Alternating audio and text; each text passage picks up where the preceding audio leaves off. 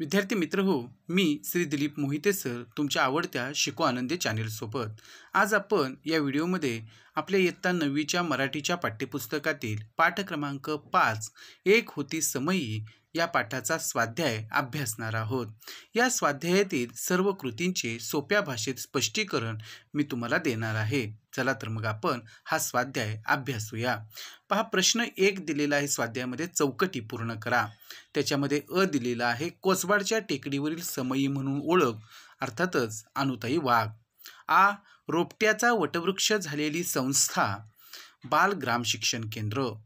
आयुष्याचा पाया भक्कम करणारे प्राथमिक शिक्षण। भाकरीच्या शोधात आयुष्य गमावणारे आदिवासी बालके। अशा पद्धतीनं या चौकटी पाठाच्या आधारे पूर्ण करायच्या आहेत। प्रश्न दुसरा आहे, खालील घटनांचे परिणाम लिहा। अ, घटना दिलेल्या अनुताईंचे निधन। कोसबाडच्या टेकडीवरील आदिवासी दुःखी झाले, हा या घटनेचा परिणाम झाला। आ, ताराबाईने अनुताईंचे अश्रू पुसले, त्यामुळे डोंगराएवढे दुःख त्यांनी फेकून दिले आणि जिद्दीने उभ्या राहिल्या।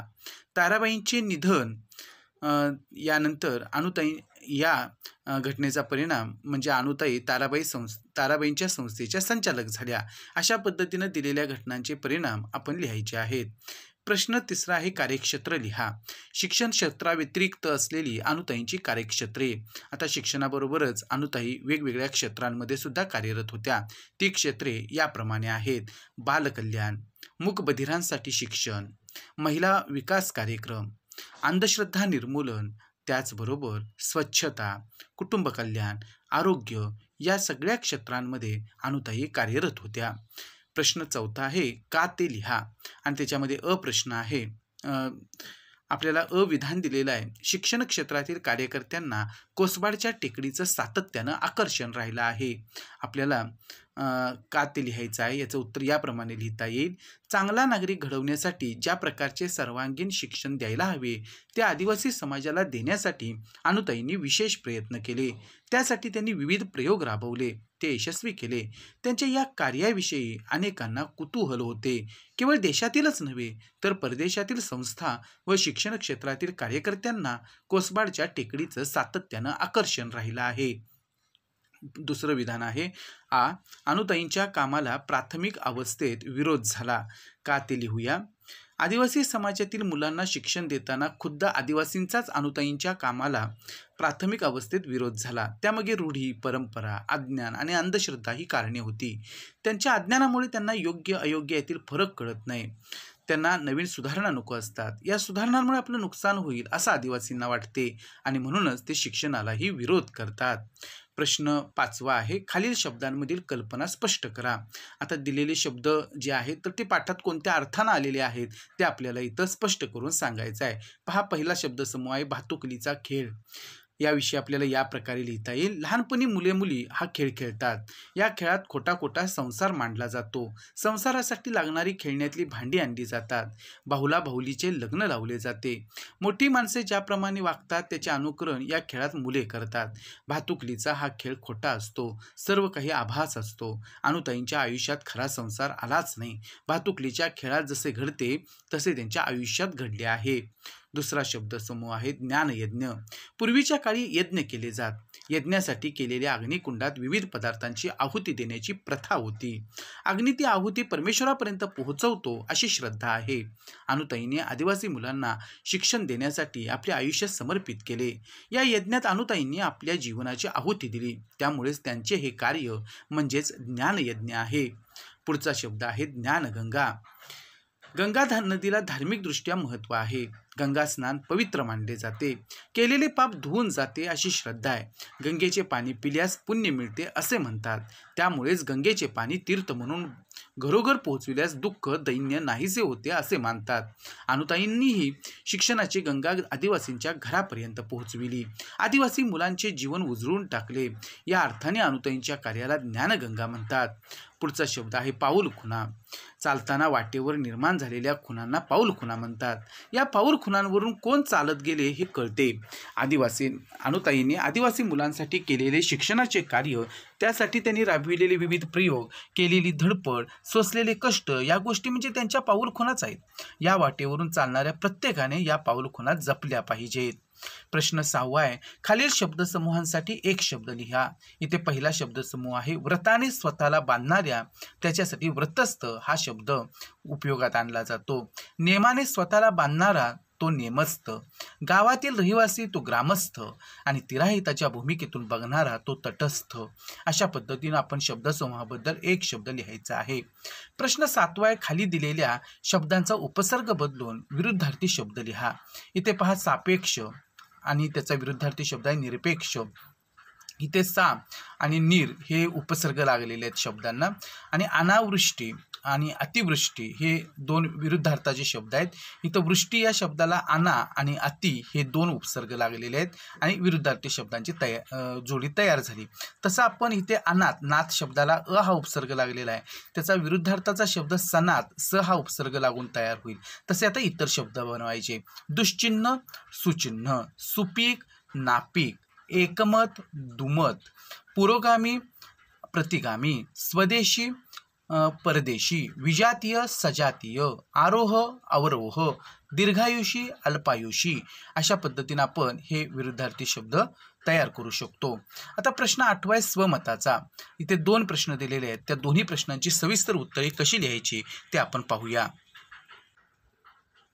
पहा इथे आपल्याला एक होती समयीवरती हे स्वमताचे जे 2 प्रश्न विचारलेले आहेत त्यातला पहिला प्रश्न आहे, अनुताई वाघ यांना दिलेल्या समयीच्या उपमेची सार्थकता तुमच्या शब्दांत लिहा. आता इथे उत्तर या प्रकारे आपल्याला लिहिता येईल.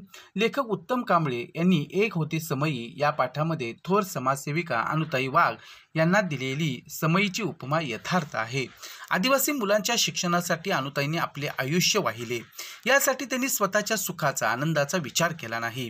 अज्ञानात, अंधश्रद्धेत, दारिद्र्यात अडकलेल्या आदिवासींना शिक्षण देणे आवश्यक होते.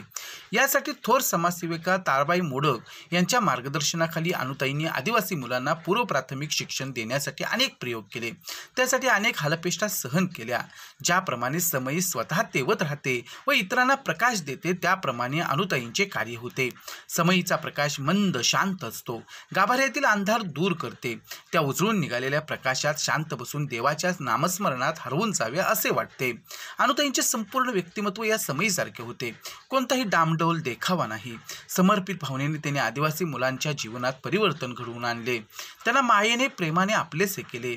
त्यांच्यात विश्वासाचे नाते निर्माण केले. या मुलांनाही अनुताईंच्या सहवासात मायेची ऊब मिळू लागली. अनुताईंचा सहवास त्यांना समयीच्या प्रकाशाप्रमाणे वाटू लागला. त्यांचे जीवन उजळून निघाले. त्यामुळे अनुताईंना लेखकांनी दिलेली समयीची उपमा सार्थ ठरते.